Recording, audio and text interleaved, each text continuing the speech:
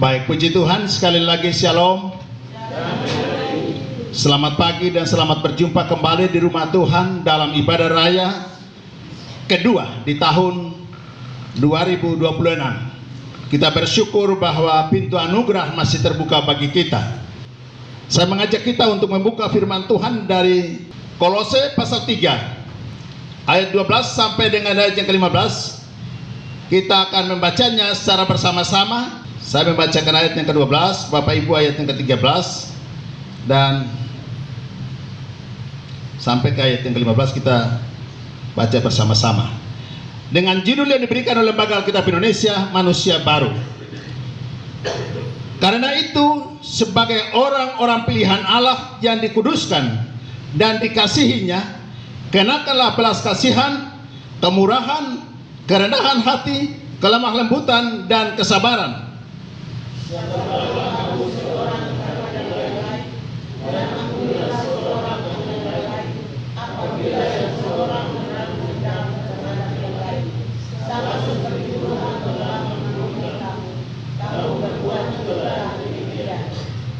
Dan di atas semuanya itu kenakanlah kasih sebagai pengikat yang mempersatukan dan menyempurnakan. 2, 3. Hendaklah damai sejahtera Kristus memerintah dalam hatimu, karena untuk itulah kamu telah dipanggil menjadi satu tubuh, dan bersyukurlah. Amin. Demikian jauh pembacaan firman Tuhan yang menjadi perenungan baik kita di minggu pagi siang hari ini. Berbahagialah setiap kita yang mendengar, memperhatikan, dan menjadi pelaku-pelaku firman. Dari bacaan ini saya memberikan sebuah judul, Hidup bagi Kristus. Mengapa kita harus hidup bagi Kristus? Ini adalah sebuah pertanyaan sederhana yang ditujukan bagi semua orang yang mengaku percaya dan menerima Yesus Kristus sebagai Tuhan dan Juru Selamat di dalam hidupnya.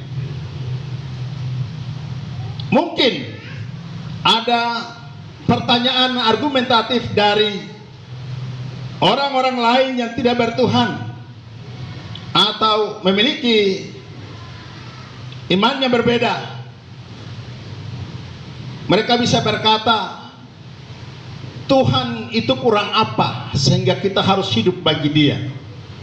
Bukankah Dia yang hidup bagi kita, mati bagi kita, bangkit bagi kita, naik ke sorga dan menyediakan tempat bagi kita? Betul. Itu adalah pertanyaan atau pernyataan yang merujuk kepada seluruh pengorbanan Kristus yang tidak ada batasnya dan memberikan satu kepastian hidup bagi orang percaya. Tetapi sejak awal terus sampai teristimewa pada kematian Kristus ketika Ia mengerjakan keselamatan bagi kita, dan dengan jalan itu mengangkat kita, menetapkannya sebagai miliknya yang diperkaya, yang dibekali dengan firman dan Roh Kudus, sehingga kekuatan, sebagian dari kekuatan Allah itu telah diberikan kepada kita, dan melalui orang percaya mereka bisa melewati atau mengerjakan perkara-perkara besar yang tidak bisa dikerjakan oleh dunia ini. Ya. Pada sisi yang lain, kehidupan manusia modern diperhadapkan dengan berbagai kesibukan, berbagai aktivitas di mana menyita perhatiannya, pikirannya, perasaannya, pertimbangannya, tenaganya, bahkan waktunya, sehingga mereka bisa bersembunyi di balik alasan, sehingga hal-hal yang merupakan tanggung jawab, hal-hal yang merupakan bagian yang tidak terpisahkan dari kekristenannya, dari kehidupan sebagai orang percaya, itu tidak dikerjakan atau tidak dilakukan. Itulah sebabnya di minggu kedua ini saya sengaja mengisi atau mengajak kita untuk merenungkan kembali, mengapa kita harus hidup bagi Kristus atau hidup bagi Allah. Ayat 12 dikatakan begini, karena itu sebagai orang pilihan Allah, sebagai orang-orang pilihan Allah, saya yakin dan percaya bahwa kita semua yang hari ini ada di rumah Tuhan adalah orang-orang yang mengakui bahwa kita adalah pilihan Allah. Amin Bapak Ibu. Kita semua adalah orang-orang yang dipilih oleh Allah. Kita menjadi orang Kristen, teristimewa menjadi orang yang sudah diselamatkan, tidak semata-mata karena kebetulan engkau lahir dalam rahim seorang ibu Kristen, tidak semata-mata karena engkau lahir dalam kehidupan orang tua yang notabene adalah pelayan Tuhan, termasuk anak-anak atau keluarga gembala sekalipun. Engkau menjadi pengikut Tuhan, menjadi orang yang diselamatkan tidak semata-mata karena engkau lahir, karena engkau hidup sebagai anak daripada seorang hamba Tuhan. Tidak. Tetapi yakinlah bahwa engkau hari ini menjadi orang yang dipastikan keselamatanmu karena Allah telah memilih engkau. Proses pemilihan ini, kalau kita lihat secara jasmani sampai pada kehidupan rohani, kita melihat, bukankah perjalanan hidup ini membuktikan bahwa kita adalah orang-orang yang benar-benar dipilih oleh Allah. Ada orang hebat, punya kelebihan, mempengaruhi segala kebijakan, bahkan dia bisa mempengaruhi pelayanan gereja, tetapi belum tentu dia bisa diselamatkan. Belum tentu dia adalah orang yang dipilih oleh Tuhan. Tetapi sesungguhnya orang yang sudah dipilih oleh Tuhan, sudah pasti ia memiliki kesadaran penuh dan mendedikasikan seluruh hidupnya bagi Kristus, karena untuk itulah kita dipanggil.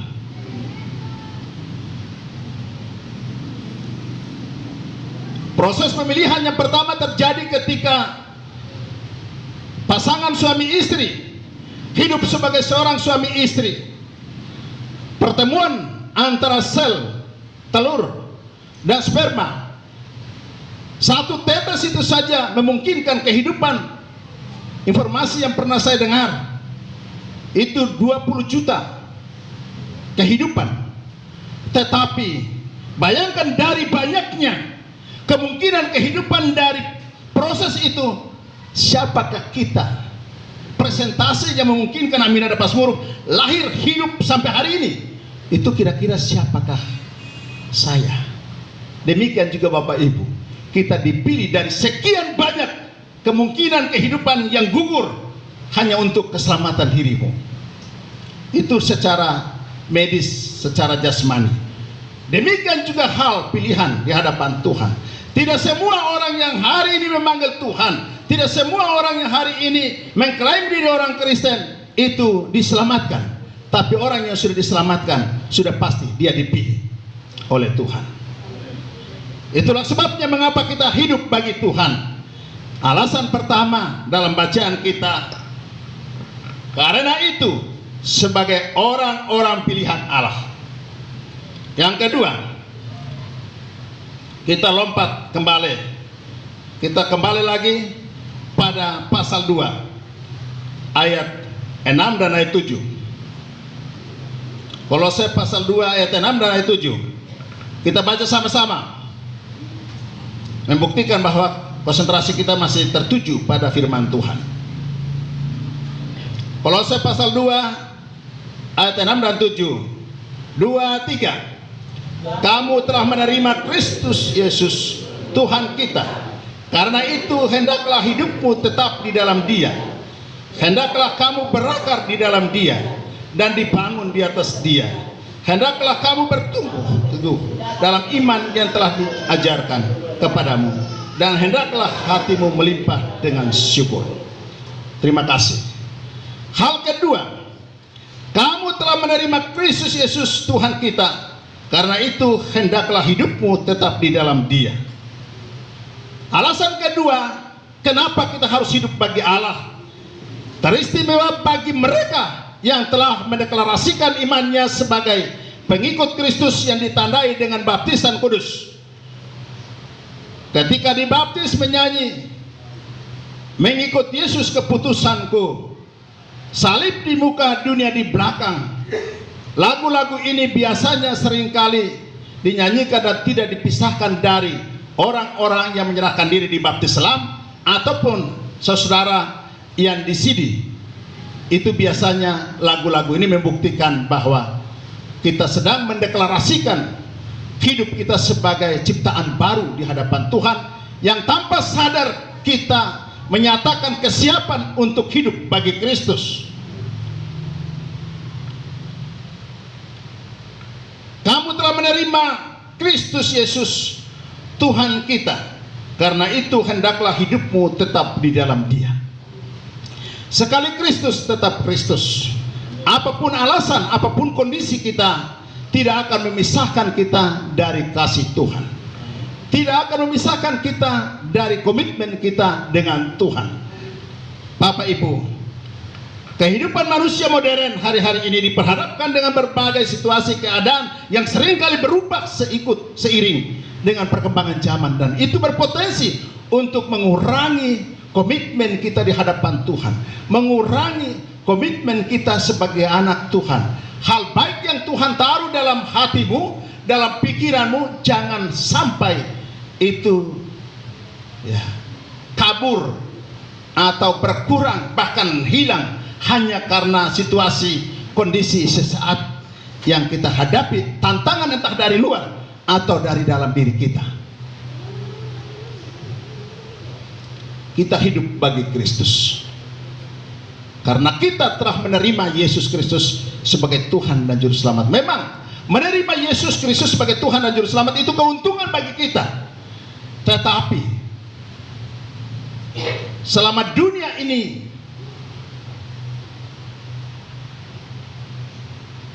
belum binasa atau Kristus belum datang kembali ke dalam dunia ini, tanggung jawab penyelamatan itu telah diberikan kepada gereja Tuhan, diberikan kepada orang Kristen, diberikan kepada keluarga-keluarga Kristen, pribadi-pribadi yang mengaku percaya kepada Tuhan. Ia memiliki tanggung jawab untuk hidup bagi Kristus melalui pikiran, perkataan, dan perbuatan-perbuatan yang dapat dipertanggungjawabkan. Artinya sesuai dengan prinsip firman.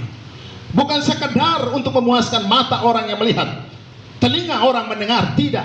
Walaupun orang mendengar itu baik, orang melihat itu baik, karena memang kita juga adalah suratan Kristus yang terbuka. Tapi tidak semata-mata kita mencari pujian, pengakuan dari dunia ini, sebab yang kita layani adalah Tuhan di atas segala-segalanya. Apa yang Anda lakukan bagi Tuhan, walaupun gembala tidak lihat, pendeta tidak lihat, majelis tidak lihat, evangelis tidak lihat, tetapi Tuhan melihat langkah hidupmu. Dimanapun engkau pergi, apa yang kau pikirkan, apa kau katakan, apa kau kerjakan di luar sana, Tuhan melihat sampai ke dalaman hatimu. Hal baik tidak akan dibiarkan sia-sia begitu saja. Pasti Tuhan akan mengupahi pada waktunya sesuai dengan janji Tuhan. Amin Bapak Ibu. Jangan bosan-bosan hidup bagi Kristus.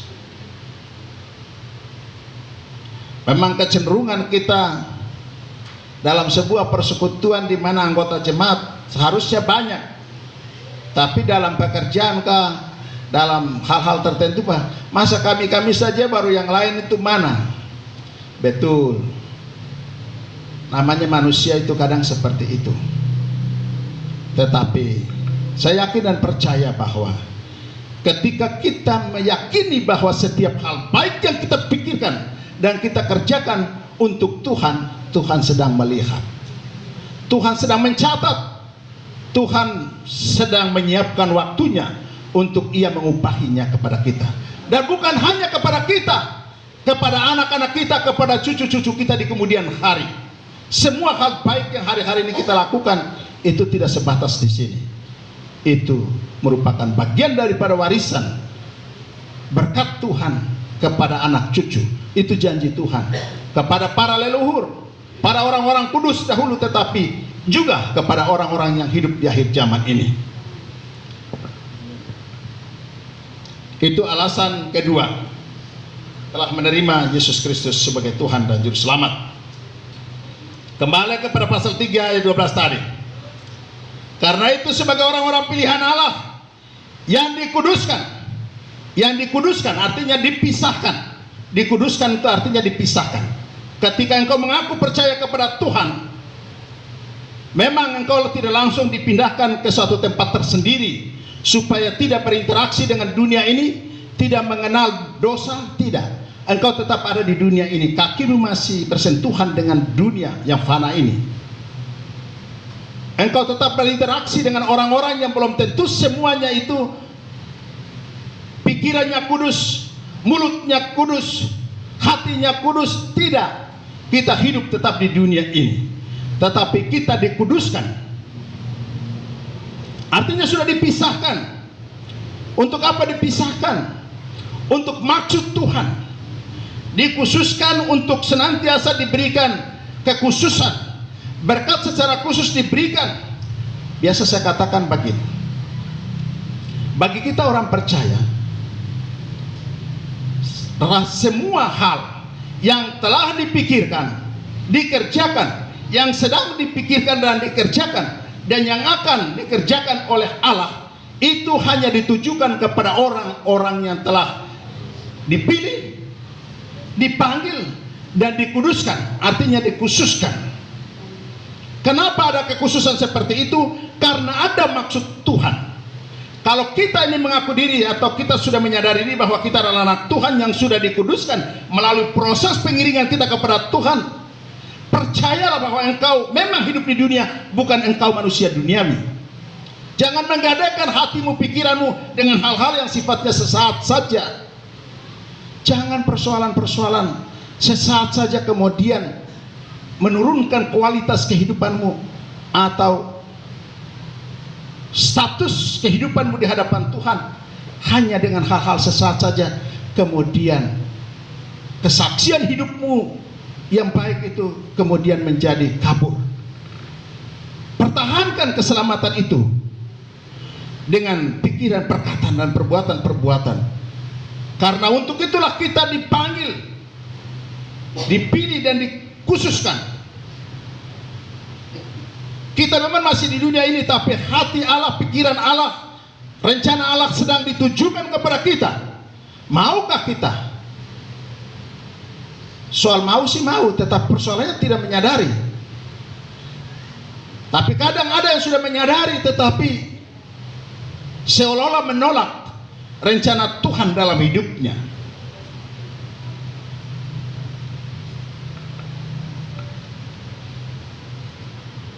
Yang dikuduskan itu alasan yang ketiga. Cepat-cepat saja ya. Alasan yang keempat, ayat 12 tadi. Karena itu sebagai orang-orang pilihan Allah yang dikuduskan dan dikasihinya, telah dikasihi, sedang dikasihi, dan akan dikasihi. Karena apa? Karena untuk itulah Ia memanggil kita, memilih kita, dan menguduskan kita menjadi pusat daripada perhatian Allah.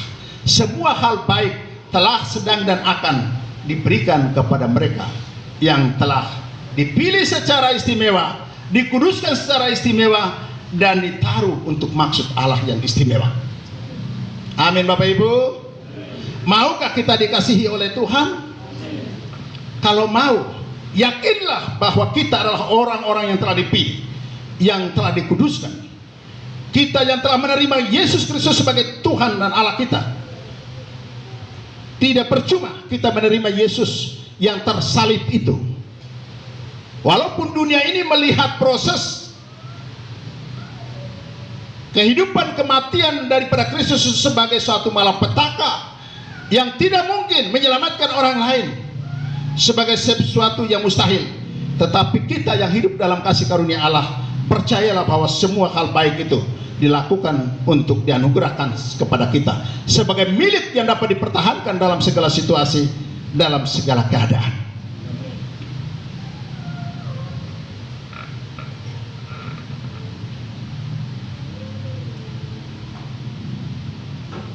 Bagi kita, setelah alasan-alasan itu, maka apa yang harus kita lakukan untuk Kristus? Dikatakan begini: kenakalah belas kasihan, kemurahan, kerendahan hati, kelemah lembutan, dan kesabaran. Ini berbicara tentang interaksi kita dengan sesama, baik itu keluarga, orang percaya, bahkan orang-orang yang tidak percaya.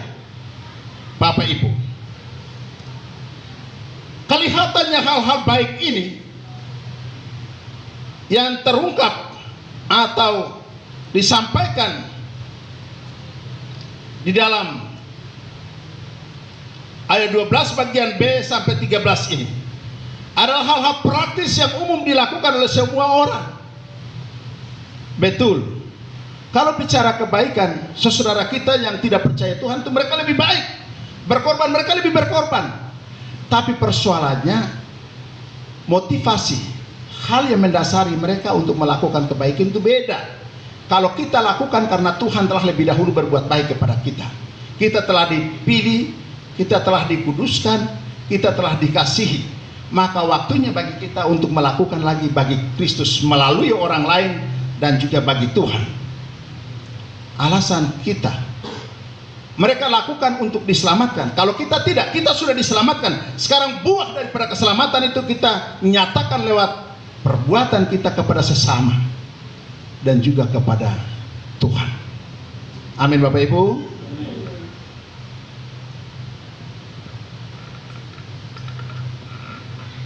Ayat 13. Sabarlah kamu seorang terhadap yang lain, ampunilah seorang akan yang lain. Apabila yang seorang menaruh dendam terhadap yang lain, sama seperti Tuhan telah mengampuni kamu, kamu perbuat jugalah demikian. Orang yang belum diampuni, belum mengalami pengampunan dari Tuhan, sulit sekali untuk mengampuni orang lain. Tapi orang yang sudah diampuni, orang yang keselamatannya sudah pasti dia akan mengampuni orang lain. Amin Bapak Ibu. Masuk ke tahun baru, tahun penuh anugerah, penuh berkat. Jangan bawa beban, bawa persoalan, bawa akar kepahitan, bawa dendam.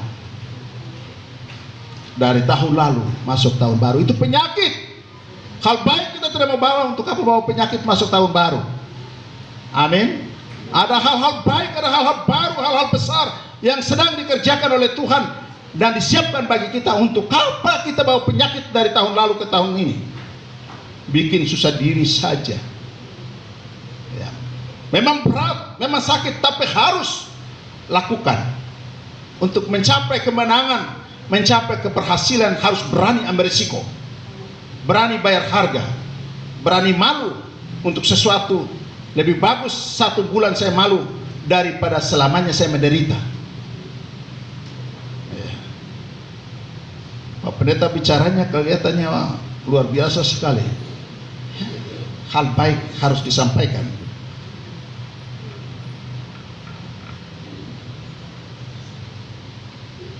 Ayat 14 sebagai ayat terakhir. Dan di atas semuanya itu, kenakanlah kasih sebagai pengikat yang mempersatukan dan menyempurnakan. Kenakanlah kasih sebagai pengikat yang mempersatukan dan menyempurnakan. Memang kasih itu tidak menyelamatkan, tetapi Alkitab berkata bahwa kasih menutupi banyak. Dia menutupi, dia tutup dulu. Orang tidak lihat perbuatan busuknya, tapi orang lihat kasih itu. Ya. Terus nanti bagaimana? Tutup saja, tapi tetap barang itu masih ada tuh. Kita tutup dengan kebaikan dan berdoa mohon kuasa Tuhan untuk mengampuni kita. Yang berkuasa mengampuni dosa adalah Tuhan. Tapi perbuatan baik itu menutupi, menghapus segala macam sakit hati, dendam, dan hal-hal baik, hal-hal tidak baik yang selama ini mengganjal hati, pikiran, perasaan orang lain. Kita sudah berbuat, tapi kalaupun orang tidak mampu melihatnya dan memahaminya, itu urusannya dengan Tuhan. Yang penting dalam kesadaran kita, kita telah berusaha memenuhi apa yang menjadi panggilan dan kehendak Tuhan. Hidup bagi Kristus bukan berarti tiap hari kita harus ada di gereja, tidak. Artinya bahwa apa yang kita pikirkan, apa yang kita kerjakan merupakan wujud daripada ketaatan kita terhadap firman Tuhan. Firman di depan, orang bilang salib di muka, dunia di belakang. Jangan dibalik, dunia di depan, salib tidak kelihatan, atau firman tidak kelihatan, tetapi firman Tuhan menjadi terang Kristus, menjadi penuntun jalan hidup kita. Baik, Bapak Ibu jemaat Tuhan, saya tidak panjang lebar menyampaikan firman Tuhan. Intinya, hidup bagi Kristus, hidup bagi Allah didasari pada karya Allah. Kita dipilih, kita dikuduskan, kita dikasihi. Lebih dari itu, kita telah menerima Kristus sebagai Tuhan dan Juru Selamat kita. Maka hidup bagi Kristus itu menuntut satu ketaatan penuh pada firman Tuhan. Kita melayani, hidup memancarkan kasih itu kepada sesama kita. Tapi hidup bagi Kristus, mengutamakan Kristus dalam setiap hal. Kiranya Tuhan memberkati kita. Kita berdoa.